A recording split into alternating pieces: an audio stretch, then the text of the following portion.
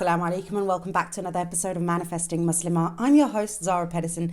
And in today's episode, we are going to talk about some ayats in the Quran. But before I share which ones that is, just quickly for those of you who didn't listen to the previous episode before this one, this year I'm going to do something slightly different in terms of the format of how I put out this podcast.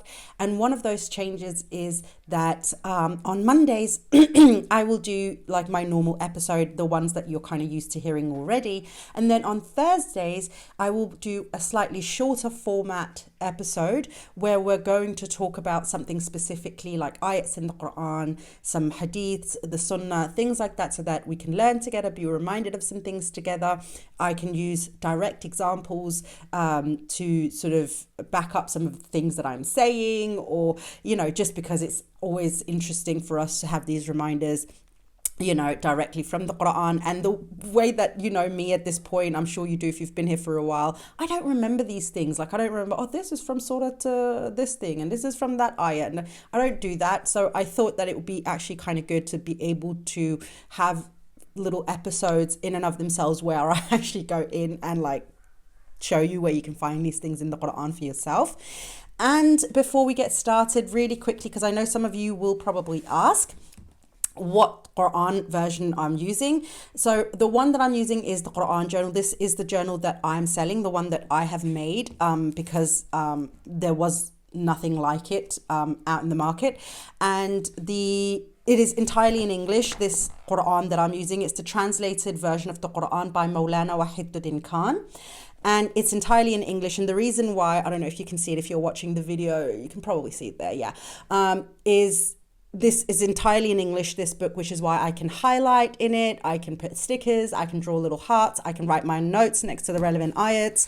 And I use this one because this is the way that I retain information the best. So if you want to study alongside with me, or you want to find the ayats with me when I do these episodes, you can find this Quran journal in my stand store. Just follow the link, all that good stuff. There's the digital version and the print version. The print version is from Amazon. I do know that some of you do not support Amazon, and I completely understand that. There's a digital version as well.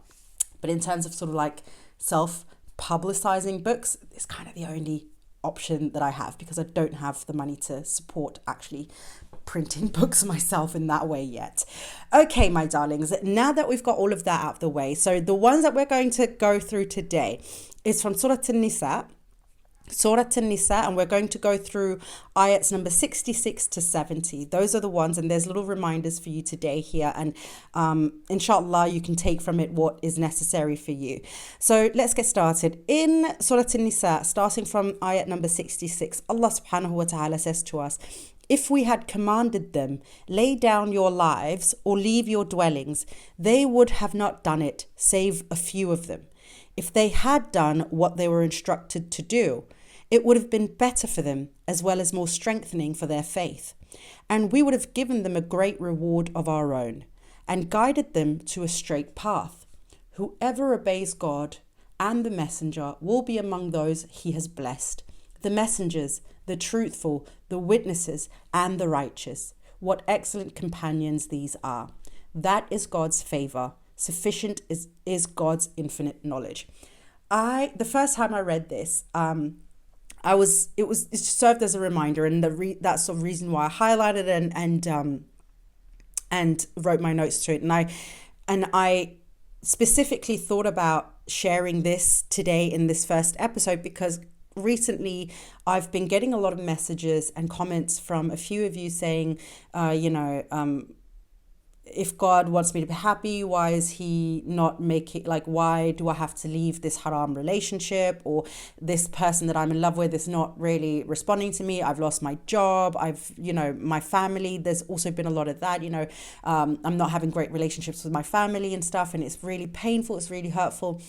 And the one thing that I keep coming back to is, well, if it is better for you in the long run to give up these things because Allah wants you to give them up because they're not good for you, then the reward on the other side of it will be that much greater. But it can be very difficult for us sometimes to align ourselves with that. It can be very difficult for us because we are emotionally connected with a lot of the things.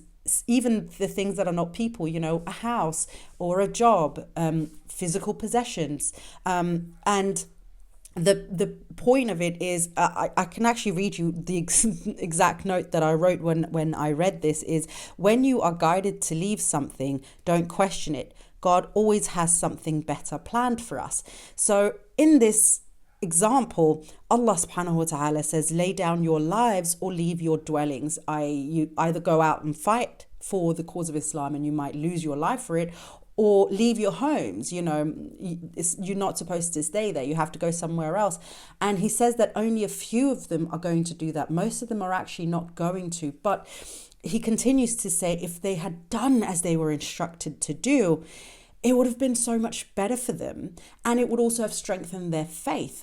And the reason why he says it would have strengthened the faith is because of there's a level of tawakkul that has to be there. If we're following through on the guidance, even when we don't understand why we should be following through with it, even if we don't see the meaning behind it, even if we don't see the benefit of it immediately, after some time and once we've done it, there will be a reason and it will reveal itself to us. And we will find ourselves in positions that are much better for us, much stronger for us, which in turn is going to strengthen our faith in Allah, because it's going to confirm within us or affirm within us that Allah follows through on his promises. And Allah will always give us something better for us. And it'll make us question it that much less the next time around. And that's what he says. We would have given them a great reward of our own and guided them to a straight path. And a straight path, and I really want also to point out that he says a straight path. Most of us take narrow, windy, bumpy, hilly, mountain trekking paths to try and get to happiness. And when we're just following the path that Allah is laying out for us, it's a straight path. It becomes easy. I recently had somebody comment on one of my TikTok videos.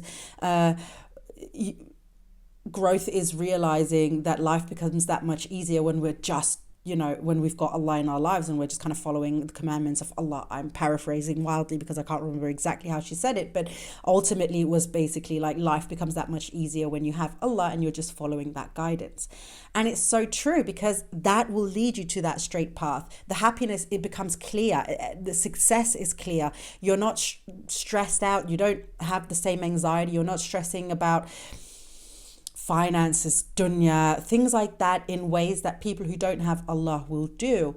And as a result, it becomes that much easier to find that fulfillment and the happiness in this dunya. And of course, to Allah. And he concludes, of course, with whoever obeys God and the messenger will be among those he has blessed, the messengers, the truthful, the witnesses, and the righteous. What excellent companions these are. So basically, by doing that, we are putting ourselves in companionship with the best of the best people that have ever walked in this dunya, those who are favored by Allah, and you yourself will become favored by Allah.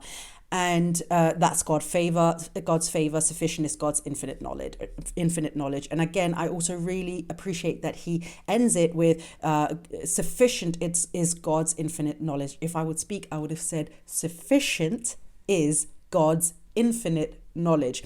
And that also really goes to kind of hammering in that nail to prove this point of, we think we know, but Allah has infinite knowledge. So if he's asking of us to do something, it is because he knows what the outcome of it will be. And because Allah isn't trying to make our lives miserable, quite the opposite. He wants us to be quite happy, and he wants us to have the ultimate success in the akhirah as well, by having an easy life in this dunya, not struggling and not worrying about silly things that we do in this dunya. We need to have that tawakkul. We need to rest on Allah's infinite knowledge. When we rest on Allah's infinite knowledge, it is sufficient for us. It is enough for us. We don't need to go ahead and find resources, facts, knowledge from other places. We don't even need to have the knowledge for ourselves. And this is where I've said to you guys time and again, logic is not always the answer. If you are guided by Allah, then quite often it'll feel illogical. It'll feel like it's not going to make sense. But it is not for us to make sense of. It is for Allah to know where the sense is and us to follow through, because His knowledge, His infinite knowledge is enough for us.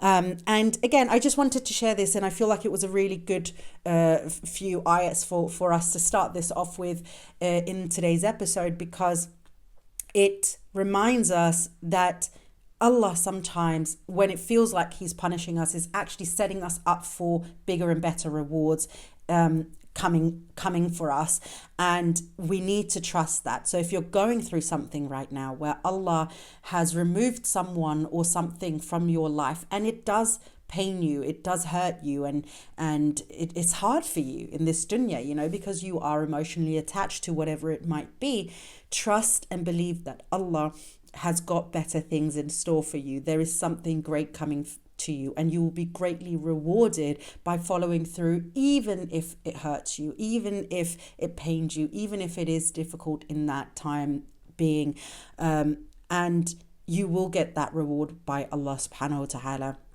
And there is a plan behind it. He's not doing it because he messed up, because there was a, oh, well, there has to be casualties in this great plan of mine. There is no such thing. His plan is perfect. And the more we trust in that and we just follow through with His guidance and the thing that He is asking for us, the easier it'll be for us to get the reward that we also ultimately would very, very much like. Anyway, so that is what I wanted to share with you today. I hope that it was it brought you some comfort, some ease, anything like that. As I said, this was Surah an-Nisa, ayat 66 to 70. You can get my Quran journal via the link in my bio. If you don't want to support Amazon, I completely appreciate that, of course. So there is also a digital version for you. Otherwise, I will love you and leave you with that here today. I will see you inshallah in Monday's episode, where we're going to go in for another one of the normal quote unquote episodes that I'm used to doing so far, a longer format. It will be pre-recorded. Both of next week's episodes will be pre-recorded inshallah, because I will be traveling next week inshallah to Denmark to see my family, and then with my mum and dad inshallah to Medina and Mecca to perform Umrah inshallah. So I hope to see you, hear you, whatever it might be, in next week's episodes. Thank you so much for your support. Don't forget to rate and review, all that good stuff. I will love you. But before I leave you, my darling friend, please don't forget to live in love.